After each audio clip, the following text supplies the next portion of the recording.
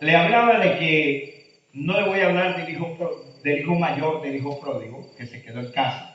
Pero yo quisiera que usted se diera cuenta por qué él se quedó en casa. No es que era el superhijo. Usted dice, ¿por qué? Porque inmediatamente que el hijo que había gastado los bienes llegó a casa, él se enojó. La reacción de él fue tan mala que no quería ni siquiera que le hicieran una fiesta al hijo.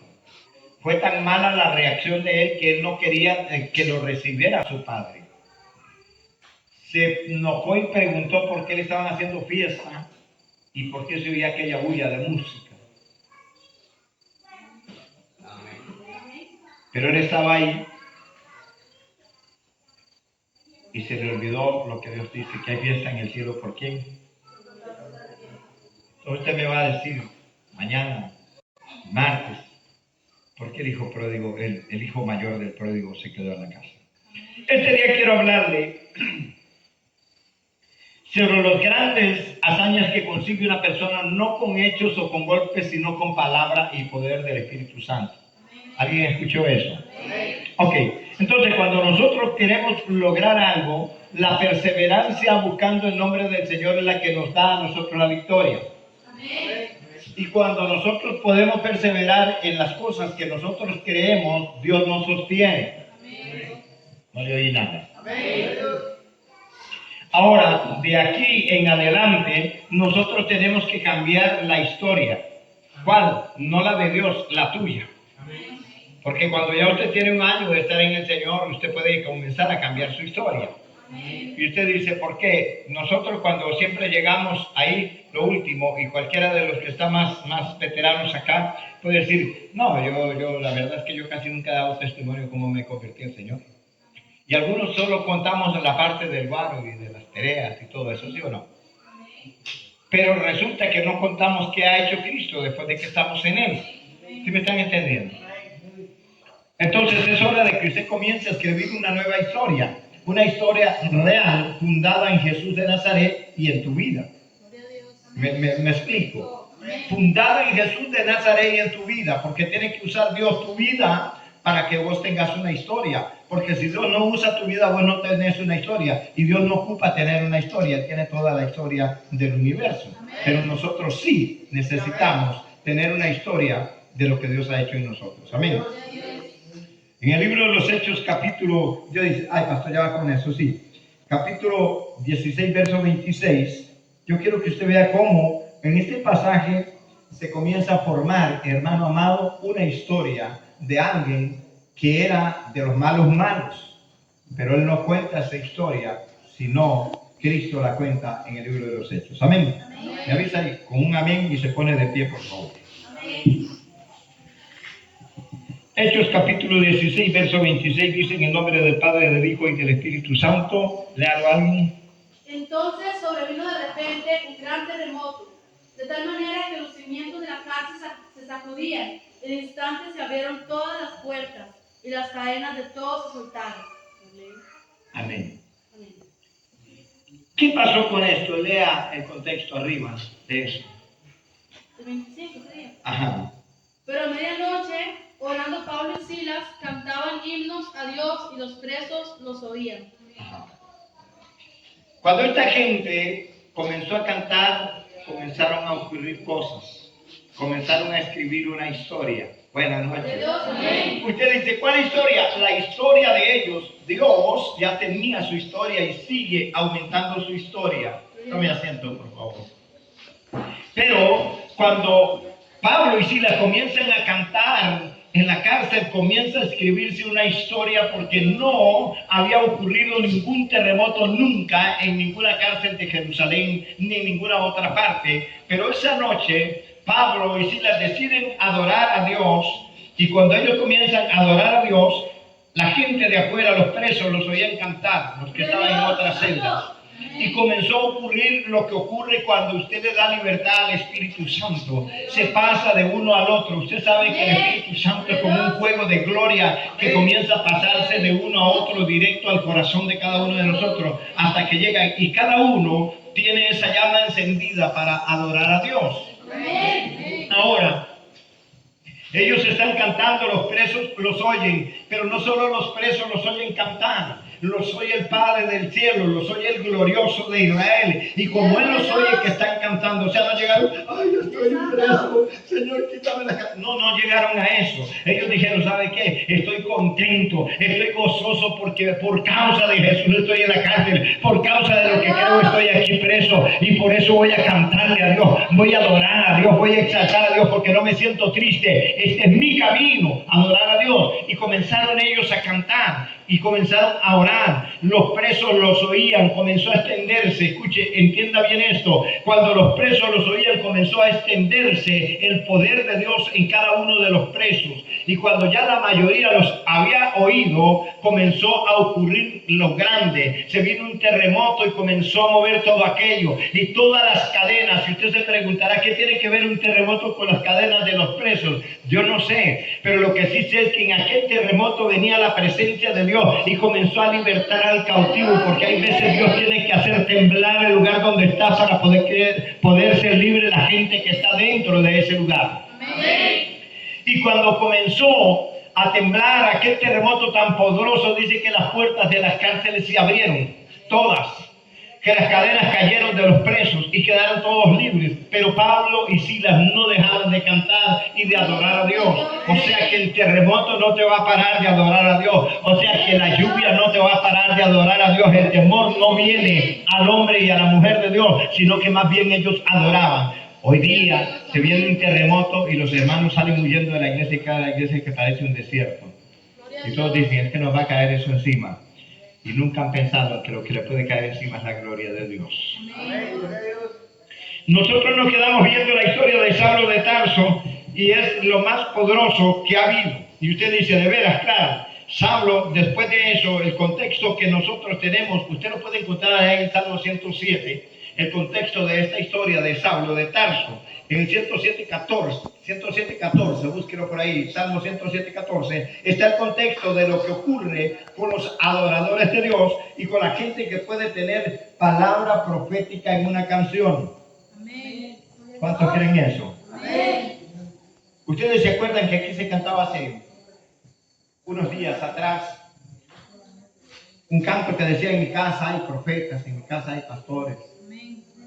Ya lo dejaron de cantar. Se les perdió la declaración. ¿Ya lo tienen? Amén. ¿Qué dice Salmo 107.14? Amén.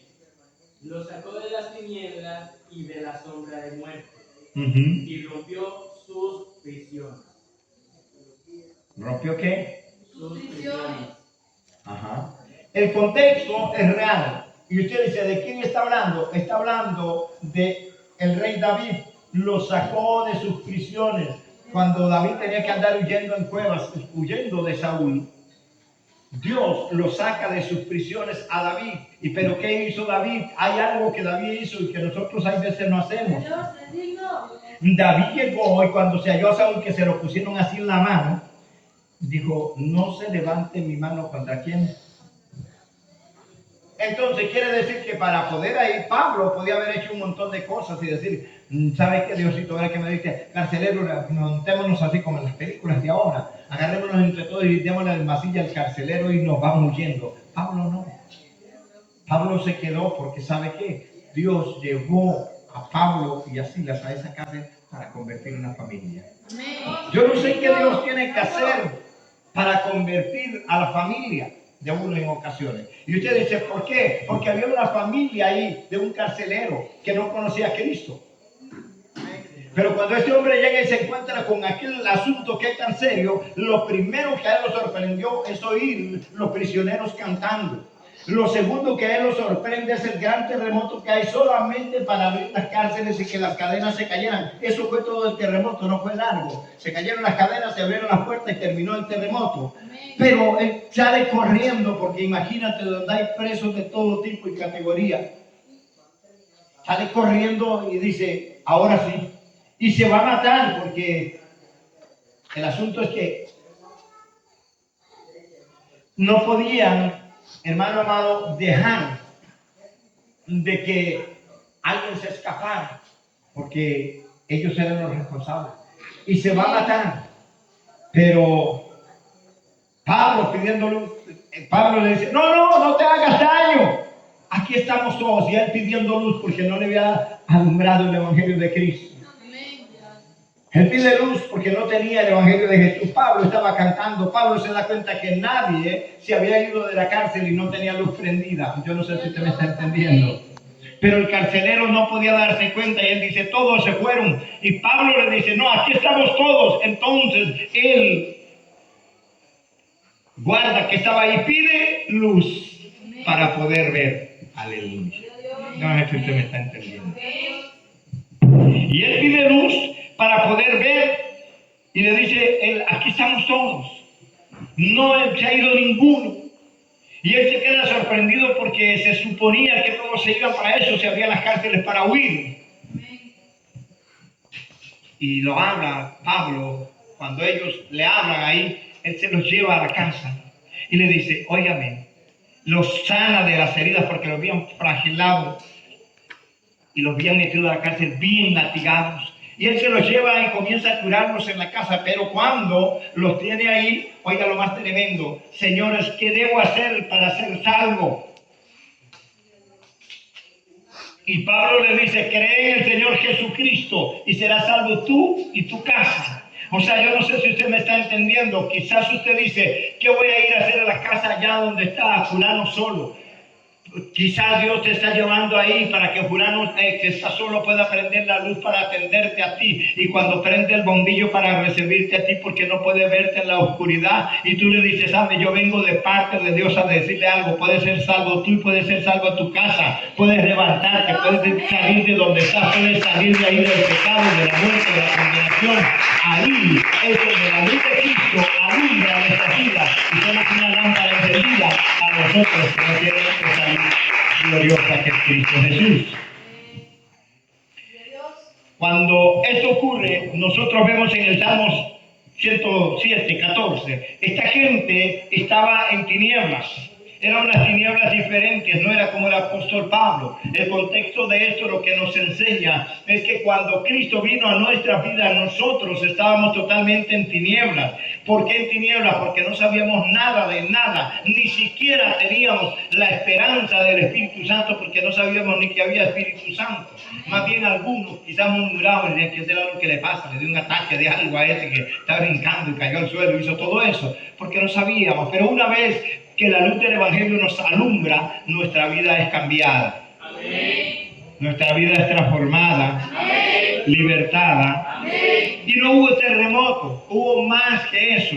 Hubo una gran fiesta en el cielo, se cambió de dolor a fiesta en el cielo por los pecadores que se arrepienten. Hay una gloria, hay un poder sobrenatural, hay un rompimiento hasta en el cielo cuando aquí un pecador se arrepiente, cuando le das tu vida a Cristo, cuando decides cambiar. Hay una fiesta en el cielo, se abren los cielos y comienzan los ángeles de Dios a adorar, a cantar, a festejar que te salvaste tú, que te dieron la salvación, que te dieron la vida eterna, que ya no eres más el que camina en camino de muerte, que te rescataron de la muerte a la vida. Y por eso es que hay fiesta en los cielos.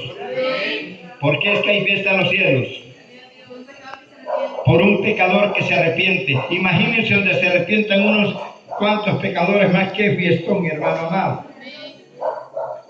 Otros pasajes relacionados que nosotros encontramos es, por ejemplo, el capítulo Marcos, capítulo 5, versos 3 y 4. Búsquelo, por favor. Estos versículos a nosotros nos enseñan la gloria de Dios, sin buscar mucho, sin ir allá, sin la grande cosas que hay, pero usted va a entender este pasaje.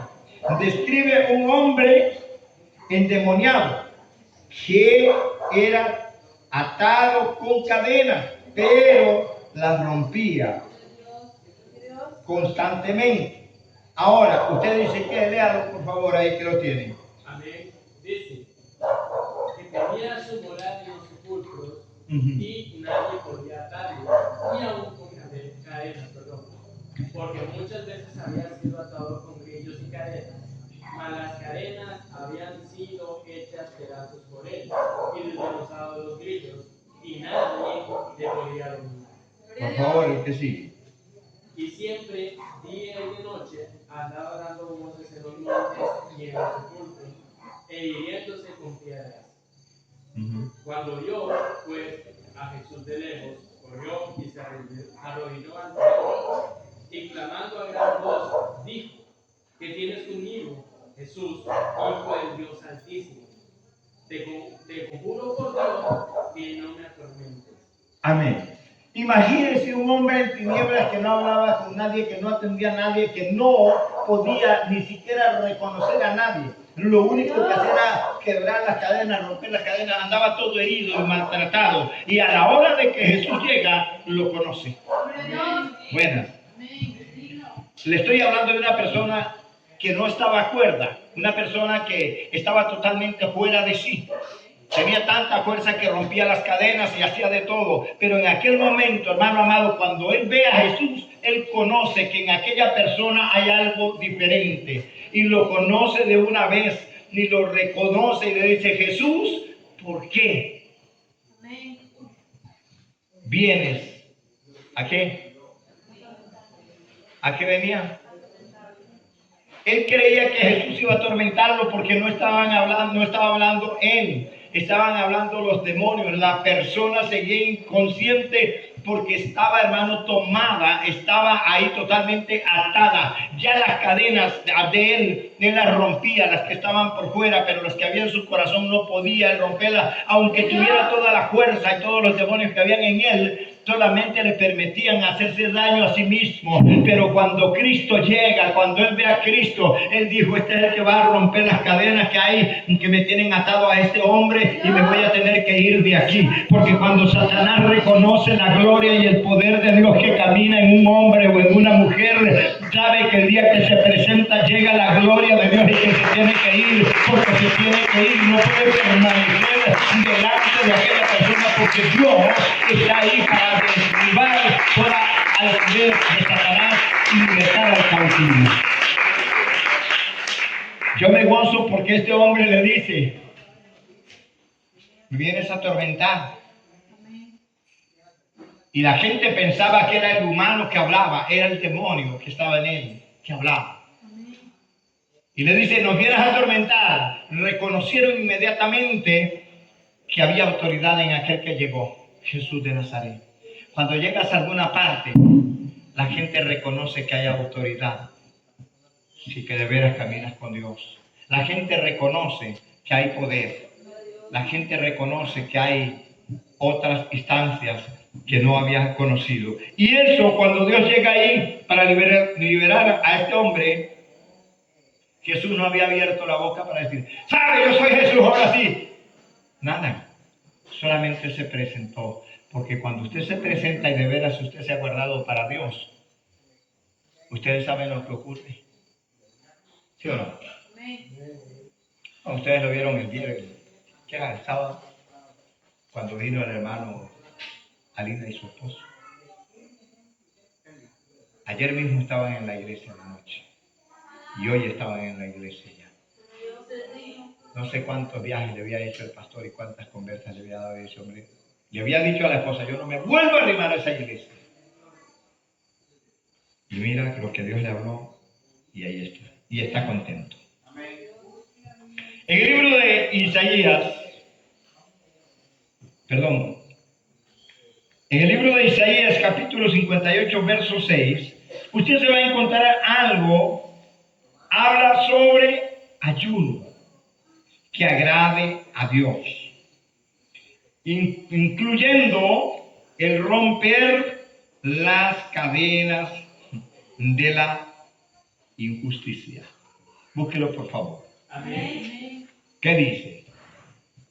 ¿No es más bien el ayuno que yo escogí, desatar las ligaduras de impiedad, soltar las cadenas de opresión y dejar ir libres a los quebrantados, y que rompáis todo yugo? No es que tú partas tu pan con el hambriento, y a los pobres errantes albergues en tu casa, que cuando veas al desnudo lo cubras y no te escondas de tu hermano. Entonces nacerá tu luz como el alma, y tu salvación se dejará ver pronto. e irá tu justicia delante de ti, y la gloria de Jehová será tu retaguardia. Okay.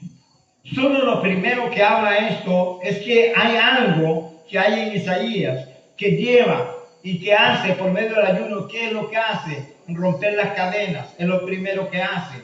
Después de esto, libertad. Y nosotros, hermanos, 90% de la gente no le gusta ayunar. Y viven atados en su propia casa y dentro de su propio corazón, porque el ayuno es sagrado, no hay que tocarlo. Entonces, nunca han entendido que el ayuno a Jesús no lo hizo más Dios, pero sí lo hizo fuerte para resistir la prueba. Amén. Y nosotros hay veces que no hemos entendido esta parte. Isaías fue llamado el profeta del Espíritu porque Isaías, a pesar de que él tenía tanta autoridad, que ya ustedes lo habían visto allá con Ezequías, pero acá en el capítulo 58, verso 6, él habla de romper cadenas, ni desatar a la gente que está atada, a los cautivos. Nosotros hay veces llevamos una palabra, y por eso le hablé de este esposo de Alina, porque ese hombre estaba cautivo por lo que él ya tenía en la mente, y él dijo, no vuelvo a esa iglesia. Y para que anoche estuviera cantando y adorando allá, solo Dios puede hacer esto. ¿Y cuántas cosas más no puede hacer Dios cuando nosotros adoramos? Por ejemplo, en el Salmo 46, 7, menciona que Dios libera a los cautivos. Óigame bien, menciona en el 146, 7, menciona que Dios libera a los cautivos. Búsquelo, por favor. Necesito que se meta por ahí. Dígame. Que hace justicia a los agraviados, que da pan a los hambrientos. Jehová liberta a los cautivos. Ok, si Jehová liberta a los cautivos y da pan a los hambrientos, ¿por qué es que la gente a veces no tiene hambre de la palabra de Dios? Amén. Y usted dice que no tienen hambre. Y si no pueden comer el pan de Dios, ¿cómo va a ser libre usted? O sea, cuando usted tiene hambre y come comida hablando físicamente, usted queda satisfecho, y hay algunos que más bien lo que les da sueño. Les trae reposo la comida, ¿sí o no? Amén. Y entonces dice, comí y me agarró sueño. Hay algunos que hasta se duermen en su fiesta porque le alimentó, le cayó bien. Entonces quiere decir que el pan que Dios nos da es la libertad, es el alimento espiritual que nos da la fortaleza para poder ser libres. Amén. No me escucharon. Amén. Bueno. Y cuando usted lee ese versículo 7, usted dice, wow, pero es que es tremendo. Usted lo leyó, lo entendió, lo discernió. Léalo de nuevo.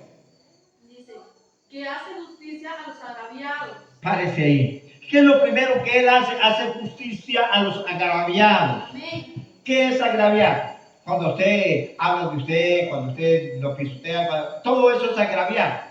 Y usted se siente mal, porque ya usted se siente molesto, ya usted está agraviado. Pero, ¿qué es lo que hace Dios con eso? Justicia. Dígame lo que sigue. Que da pan a los hambrientos. ¿Da pan a quién? A los hambrientos. A los hambrientos. Usted sabe que hay gente que no sabe qué es pan y piensa que es que le van a dar un baguette con mantequilla. Estamos hablando de la palabra, el pan de vida. Y da pan, pero al que tiene hambre se lo come. Hay gente que usted dice, esto es un baguette con mantequilla. No me gusta el baguette, pero tiene mantequilla. La mantequilla sí me gusta, pero el baguette no. Hay otros que dicen, a mí me gusta el baguette, pero la mantequilla no. Nosotros somos al revés. Y así estamos. Hay veces que recibimos una palabra que a nosotros nos agrada y dice, usted Dios lo va a levantar, usted Dios lo va a usar, usted Dios lo va aquí, usted Dios lo va allá. Y esa palabra la recibimos bien. Amén. Pero ¿por qué no recibir bien la palabra de verdad? Gloria a Dios. Necesito comer pan de vida para poderme levantar.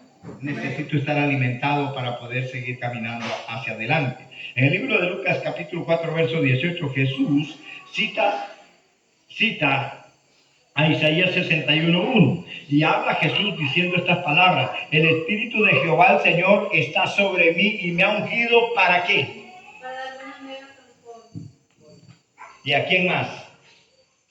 Me ha enviado a sanar los quebrantados de corazón.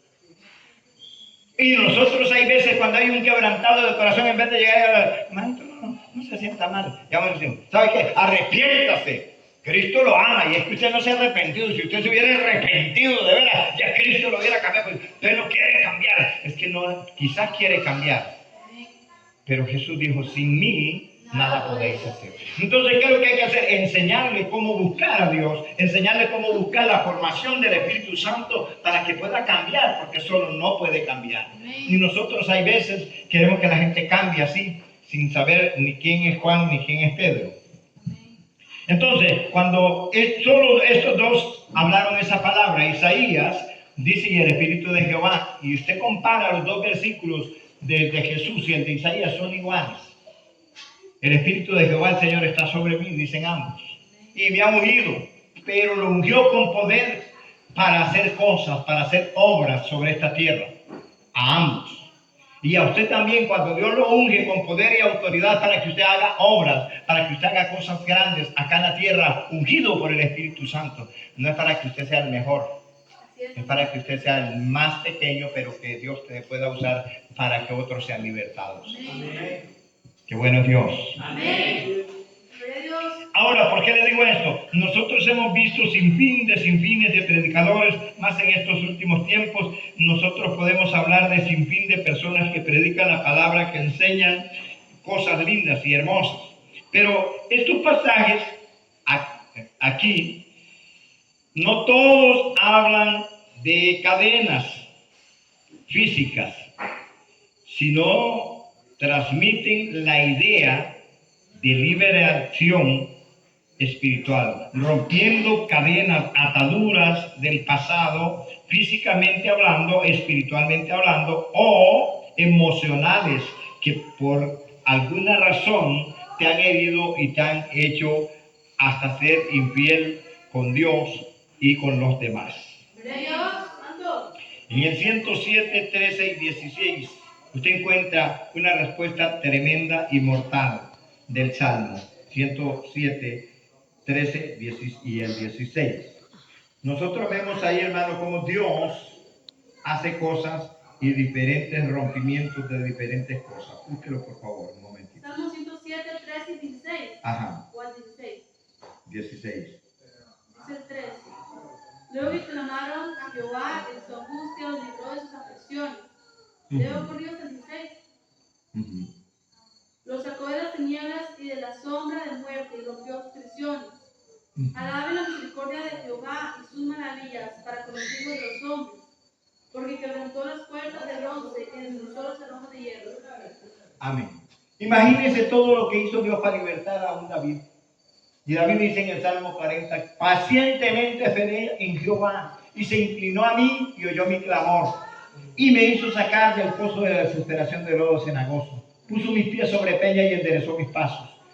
Puso luego en mi boca cántico nuevo, alabanza a nuestro Dios. Quiere decir que para que puedas tener cántico nuevo y alabanza a nuestro Dios, Dios tiene que enderezar tus pasos primero, cambiarte primero, transformarte primero, liberarte primero, para que después tengas cántico nuevo y alabanza a nuestro Dios. Hasta que estés parado en la peña que es Cristo, puede haber una transformación. Amén. Y a su nombre. Gloria. Ahora, ¿por qué? Porque si usted se queda viendo, David dice, óigame bien, ha leído el Salmo 40 usted, cuando dice pacientemente esperé en Jehová. Amén. Y se inclinó, o sea, Dios dijo, ¿quién ora ahí? Se inclinó. Amén. Y oyó mi clamor y me hizo sacar del pozo de la desesperación. Había una desesperación en David porque él había hecho algunas cosas que no agradaban a Dios. Hay veces que usted ve a una persona y dice, es que quiere entrar en depresión, y no es porque ha hecho cosas que no agradan a Dios, es porque Satanás le está poniendo tantas cargas que usted no sabe para qué la va a agarrar, y ya comienza la depresión, y va al médico, le dan unas hartas pastillas, tómese todo esto para que se le quite la depresión, y lo terminan de desgraciar, porque eso no es físico, eso no es psicológico, eso es espiritual, eso es del reino de Dios, eso es del poder de las tinieblas luchando contra tu vida para destruirte. Ni tienes que entender que una pastilla así de este tamaño que le dan para la depresión no te va a quitar eso, te lo va a quitar la sangre de Cristo, el poder del Espíritu Santo, la gloria de Dios, lo sobrenatural del Espíritu es lo que te quita eso, no lo que te den así simplemente ahí en una caja de seguro. Pero nosotros vamos, hay gente que se toma la pastilla de esas y sale así, y que me atarantó, me fregó, me siento mal, le dio de todo, menos le quitó la depresión, ¿sí o no? Pero Cristo quita la depresión. Amén. Jesús cambia la vida. Jesús liberta al cautivo. Y dice, puso mis pies sobre peña y enderezó mis pasos. Puso luego en mi boca, ¿qué puso? Alabanza a nuestro Dios. Verán esto y confiarán en Jehová. Entonces usted dice, ¿qué es lo que es la vida de nosotros? Confiarán en Jehová. Ahorita me llamaba el pastor Rodolfo y me llamaba el pastor... Bueno, solo una pude atender, la otra no la contesté. Patas sucias, que le digo yo, me llamaba el pastor Rolando Villalobos, porque quiere venir mañana. Y el diablo ya le está estorbando. Anda corriendo porque él hace 8 días hoy nos dijo que venía mañana. Y Satanás le está estorbando hace 7 días para que no venga. ¿Me entiendes? Y al pastor Rodolfo no le contesté porque yo sé que él habla bastante. Entonces ahora lo llamo para hablar. ¿Qué quiere Rodolfo? ¿Sabe qué quiere Rodolfo? Que usted vea lo que Dios hizo con estirarle los pies a la muchacha y la mano y enderezarle la columna. ¿Sabe qué está haciendo esa muchacha? Anda corriendo, montándose en los buses, yendo a los negocios, hablándole en la cantina a la gente, va por las calles diciéndole a la gente, ¿se acuerdan de mí? Ya no camino así. Porque ella tenía que caminar así por la diferencia. Los que estaban ahí vieron la gran diferencia que tenía que el otro. Entonces, cuando no es tan grande, pues caminan y hacen así. Pero como ella era tan grande la diferencia, ella ya no podía caminar así. Tenía que caminar así para que no se le viera tanto el defecto. Y entonces tenía la columna torcida y la mano más larga. Ahora ella se tiró a eso, dice el hermano. ¿Qué hizo Dios con eso? Abrió una puerta, ya no solo con él. Y ahora quieren que vayamos a San Carlos, quieren que vayamos allá donde, no sé, ahí más para adentro, con eso. Entonces quiere decir que si nosotros nos dejamos usar de Dios, Dios cambia las situaciones. Amén. Pero no por nosotros, por su poder, por su gloria. Y en este tiempo que estamos, hermanos, yo no sé usted, póngase a picar leña, coger café, a jalar agua, haga algo, pero sírvale a Dios, de todas maneras. Y usted dice, de veras, claro. Yo no sé si usted se pone una venta de empanadas. Mire, yo le voy a decir algo para que usted me entienda. Cuando usted decide que lo que usted va a hacer es para servirle a Dios, Dios decide bendecirlo. Aunque usted venda chiles dulces ahí parado en una puerta. Por eso esta noche llévese eso, para que vaya a descansar. Mañana es lunes, para que vaya a descansar. Llévese esto en su corazón y piense bien, ¿para qué Dios rompió tus cadenas? ¿Para qué Dios te llamó? ¿Para que quiebres la banca? Ni lo creo yo. ¿Cuánta gente ha menospreciado el llamado de Dios? ¿Cuánta gente? Allá encontré a un señor y llegó el pastor y dijo, hermano, predique hoy. Ay, pastor, estoy tan cansado. No predica, no. Ah, bueno. Y me dijo, pastor, ¿usted anda deprisa? Y digo, yo nunca ando deprisa. Predica ahorita, pastor. Digo, y nos pusimos a predicar. Y del culto sacaron a ese hombre para el hospital. Llegó bueno y se encontró. Cuando usted se niega a hacer la obra de Dios, usted está recogiendo su propia semilla y sembrando su propia recompensa. No se le olvide lo que usted siembra, porque cuando usted esté recogiendo la cosecha, usted va a decir, Dios santo, ¿por qué esto? Pero se va a acordar y dice, yo sembré esta cosecha. Yo sembré esta semilla y estoy recogiendo esto. ¿Sabe por qué? ¿Ustedes han visto un palo guayabo que hay ahí? ¿Sí lo han visto? Ese palito nació así derechitico, ¿ya? ¿Se acuerdan? Que estaba así, rectecito ese palito, lindísimo. Ahora se torció y se vino ya la rama, tengo que cortar. Ya no lo puedo dejar vivir porque está ocupando campo ajeno. Tengo que cortar. Y si lo corto se muere. No vuelven a verlo allá, ya me comí alguna de ellos. Ya no vuelven a verlo. ¿Qué pasa si Dios te corta? Porque cuando te llama no quieres. Quiere decir cuando a vos te da la gana. Así no trabaja Dios. Usted dice, ¿por qué? Yo creo que si yo le digo a alguien, dirija el culto, predique hoy, yo no se lo estoy diciendo porque este pellejo quiere. Y me dice, no ni le vuelvo a decir, ni lo vuelvo a poner. Amén. Usted dice, ¿por qué? ¿Sabe qué? Cuando Dios te llama, escúchalo y recibe lo que Dios te ha dado para que puedas extenderte. Si no lo haces, entonces eso